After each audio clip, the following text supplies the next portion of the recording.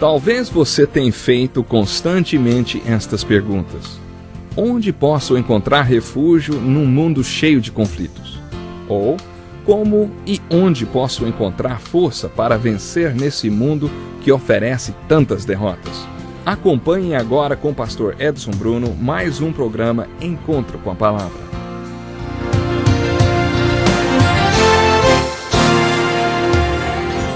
Olá, seja bem-vindo ao nosso programa. Começamos a caminhar por uma outra série de estudos bíblicos e estamos vendo o livro de Romanos, versículo por versículo. Acompanhe conosco. Hoje continuaremos com a introdução ao livro de Romanos, iniciada no último programa. Falamos sobre como comer a palavra, ou seja, como fazer com que ela entre em nós. O Salmo 23 usa esta mesma alegoria. Leia e confira o que acabei de falar. Divida o Salmo 23 em 20 pequenos pedacinhos. Depois de olhar cada pedacinho, faça um resumo chegando a 3 pontos principais. Estes 3 pontos principais falam do nosso relacionamento com Deus, o relacionamento mais importante que podemos ter. Procure compreender e aplicar este guia ao estudo da carta aos Romanos. É o que vamos procurar fazer juntos neste programa. Escolhi o livro de Romanos por 2 motivos. Primeiro, porque acho que o livro de Romanos é uma obra-prima do Novo Testamento. É a carta mais importante que Paulo escreveu. Dizem que Paulo sempre quis escrever esta carta. Aconteceu de enviar a carta para Roma, mas, na verdade, ele não escreveu especificamente para os romanos. Ele passou 2 anos nas prisões de Cesareia e da Palestina, enquanto os governadores eram substituídos. Durante todo o tempo que passou na prisão, ele teve tempo de sobra para pensar. Este apóstolo inspirado por Deus era um grande pensador. Ele foi um dos pensadores cristãos mais importantes que já viveram. Eu o imagino escrevendo esta carta no meio da noite, naquelas noites quando perdia o sono ou durante as horas que passou na masmorra. Paulo não tinha banhos de sol na prisão, ele tinha tempo de sobra para pensar. Depois de muito refletir, ele começou a juntar tudo no papel, escreveu esta carta e a enviou para Roma, naquele tempo a capital mais importante do mundo. A carta aos Romanos é uma apresentação da salvação, como já dissemos no último programa. Seu assunto principal é a justificação. Como um Deus santo declara que nós, pecadores, somos justos, Deus faz isto, e é isto que Paulo chama de boas novas. As boas novas são que Deus não apenas perdoa, mas passa a nos considerar como se nunca tivéssemos pecado. Hoje quero começar com os 7 primeiros versículos da carta aos Romanos. Durante a semana, estude esses versículos. Lembre-se que a primeira coisa que você deve fazer é pedir ao Espírito Santo que o ajude. Tenho certeza que ele fará isto. Além de receber a ajuda do Espírito Santo, Deus lhe dirá algumas palavras que trarão alegria para a sua vida. Você vai entrar nesta palavra e trabalhar com ela. Peça que o Espírito Santo lhe mostre o que ela diz e significa para você. Jamais se esqueça destas 2 palavras, para mim. Deus fala para você, e este processo acontece unicamente entre você e Deus, sem a intervenção de ninguém. Gostaria de lembrar que nenhum livro do Novo Testamento impactou tanto a história da Igreja como a carta aos Romanos. Agostinho, um dos maiores personagens na história da Igreja, converteu-se lendo o livro de Romanos. Ele recebeu uma instrução para se levantar e ler um versículo do livro de Romanos e assim foi milagrosamente convertido e se tornou um dos maiores líderes da Igreja no norte da África. Todos nós já ouvimos falar de Martim Lutero. Martim Lutero era um padre católico que se angustiava questionando sua salvação pessoal. Uma manhã, enquanto fazia sua leitura devocional e se preparava para ensinar sobre as Escrituras na Universidade de Wittenberg, Lutero se deparou com o versículo 17 do capítulo 1 de Romanos e foi gloriosamente convertido, e toda a Europa foi impactada pelo que chamamos de reforma, um resultado da conversão dele. Você também já deve ter ouvido falar da conversão de John Wesley.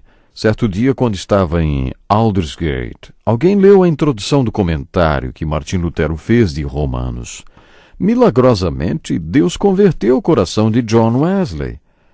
Sua conversão resultou no grande despertamento, ou o despertamento do século XVIII, que mudou o curso da história da Inglaterra e preveniu que acontecesse uma revolução semelhante à Revolução Francesa. Tudo isso porque alguém leu a introdução de um comentário de Romanos e a vida de Wesley foi transformada. Poderíamos mencionar tantos outros nomes e vidas que foram impactadas por este livro. Por isso devemos começar o estudo deste livro com uma oração. Peça que o Espírito Santo, de maneira especial, aqueça o seu coração enquanto você o estiver estudando. Muita gente acha o livro de Romanos difícil. Tenho certeza que sua vida será enriquecida se você compreender a mensagem dele. Paulo disse a Timóteo: procure apresentar-te a Deus aprovado, como obreiro que não tem do que se envergonhar e que maneja corretamente a palavra da verdade. Você está lembrado dos pedacinhos? Ele poderia ter dito isto a Timóteo. Estude as Escrituras, estude pedacinho por pedacinho. Bem rapidamente, vamos falar sobre os 7 primeiros versículos desta carta.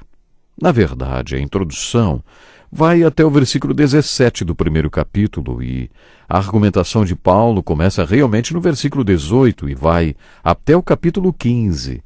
Esta introdução é apenas uma saudação e se você estudar cada palavra desta saudação, ficará impressionado com a riqueza contida nelas. Naquele tempo, eles sempre iniciavam a carta se apresentando. Se você pegasse um pergaminho e o nome do remetente ou de quem estivesse escrito a carta estivesse lá no fim, você teria que desenrolar todo o rolo para descobrir quem a tinha mandado. Por motivos práticos, o nome do autor da carta vinha logo no seu início. Paulo se apresentou como servo do Senhor, servo ou escravo de Jesus Cristo. Ele já começa a carta citando Jesus Cristo. É impressionante. Nestes 7 primeiros versículos ele menciona Jesus Cristo 10 vezes. Ele não podia respirar sem falar em Jesus Cristo. Jesus Cristo significava tudo para Paulo. Ele iniciou a carta se apresentando como servo de Jesus Cristo, escravo de Jesus Cristo, que é o significado real desta palavra. Depois ele disse chamado para ser apóstolo. Era assim que Paulo queria ser reconhecido, como apóstolo, como aquele que tinha recebido um chamado para ser apóstolo. A palavra apóstolo significa enviado. Você descobrirá nas Escrituras, por exemplo, no Evangelho de Marcos, capítulo 3, que Jesus escolheu homens que ficaram com ele durante 3 anos e que depois foram enviados. Paulo não fez parte deste grupo. Depois da morte e ressurreição de Jesus Cristo, ele teve uma experiência na estrada de Damasco, contada no primeiro capítulo da carta aos Gálatas, na qual teve um encontro com Cristo ressuscitado. Este encontro mudou sua vida. Antes ele odiava Cristo. Ele era um religioso, um zelote que queria exterminar o cristianismo até que se converteu. E conforme ele mesmo conta na carta aos Gálatas, logo depois deste encontro, ele foi para a Arábia. Os estudiosos não sabem dizer se ele passou 3 ou 14 anos no deserto com o Cristo ressuscitado. Ele mesmo conta: quanto ao que lhes escrevo, afirmo diante de Deus que não minto. Você poderá acreditar que tudo o que ele disse é verdade, que ele é o que alega ser, ou então o considerará um mentiroso, um impostor. Ele teve um encontro com o Cristo ressuscitado. Acho impressionante o relato que ele fez deste acontecimento em sua vida. Paulo afirmou que 14 anos depois ele se reuniu com os apóstolos pela primeira vez e que eles ficaram absolutamente convencidos de que ele era um apóstolo tanto quanto eles e lhe estenderam o seu companheirismo e amizade, reconhecendo que ele tinha realmente sido comissionado por Jesus para pregar para o mundo não judeu e eles, os outros apóstolos, para o mundo judeu. Eu sempre indago que Paulo falou que convenceu os outros apóstolos. O que ele falou? O que ele fez? Como conseguiu provar a autenticidade do seu chamado? Não há dúvidas quanto ao seu apostolado. Ele era tão apóstolo quanto os outros que estiveram lado a lado com Jesus. Por isso disse Paulo, servo de Jesus Cristo, chamado para ser apóstolo, separado para o Evangelho de Deus. Nós temos aqui conceitos incríveis, conceitos preciosíssimos, como a palavra servo, que vem do grego doulos, que significa escravo. Paulo considerava-se um escravo de Jesus Cristo, um escravo de livre e espontânea vontade. Ele estava pronto para servir a Jesus. A palavra separado tem um significado e conceito muito bonito. Ela significa que muitos anos antes do seu encontro com Jesus Cristo, Paulo tinha um horizonte em sua vida, uma visão, mas depois do seu encontro com Jesus Cristo, tudo mudou. Ele foi separado, santificado, quer dizer que ele se entregou exclusivamente ao Evangelho de Deus, como ele mesmo se referiu nestes primeiros versículos. Leia as Escrituras e mergulhe na vida deste grande apóstolo. E quando você estiver estudando a vida de Paulo, faça a seguinte pergunta: Paulo, quantas horas você trabalhava por dia? A resposta seria: separado para o Evangelho de Deus, quer dizer 24 horas por dia. Ele só pensava em pregar. A seguir, Paulo disse: o qual foi prometido por ele de antemão por meio dos seus profetas nas Escrituras Sagradas, acerca do seu filho, que como homem era descendente de Davi, e que mediante o Espírito de Santidade foi declarado Filho de Deus com poder pela sua ressurreição dentre os mortos, Jesus Cristo nosso Senhor. Sobre quem Paulo estava falando logo no início da carta? Sobre Jesus Cristo. Por isso, ele se coloca como um escravo de Jesus Cristo. Repetidas vezes verificaremos que Paulo era cristocêntrico, que Jesus Cristo era tudo para ele.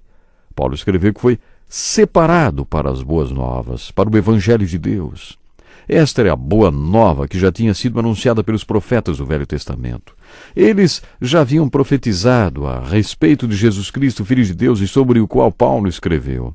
Humanamente, Jesus nasceu da semente de Davi, ele nasceu como um descendente de Davi. Este era o lado humano de Jesus, mas depois ele foi declarado Filho de Deus, quando com poder ressuscitou dos mortos.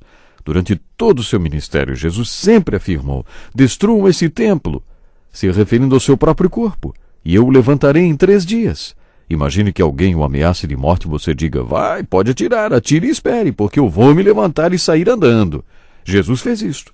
E depois de 3 dias que foi crucificado, ressurgiu dos mortos e provou que era o que alegava ser. Ele provou que era e é Deus, o único Filho de Deus, o único Salvador de Deus e a única solução de Deus. Mas humanamente ele nasceu e viveu como um descendente de Davi durante 33 anos.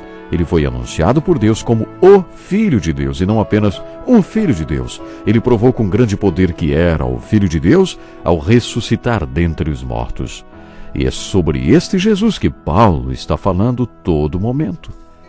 No próximo programa vamos continuar. Até lá. Que lição importantíssima. Obrigado, pastor Edson Bruno. Prezado ouvinte, coloque em prática o que você ouviu aqui. Sem dúvida, sua vida será grandemente abençoada. Este é um estudo escrito pelo Dr. Dick Woodward, na voz do pastor Edson Bruno. Escreva-nos e solicite o material. Nosso endereço é Encontro com a Palavra, Caixa Postal 2011, CEP 89201-970, Joinville, Santa Catarina. Até o nosso próximo Encontro com a Palavra.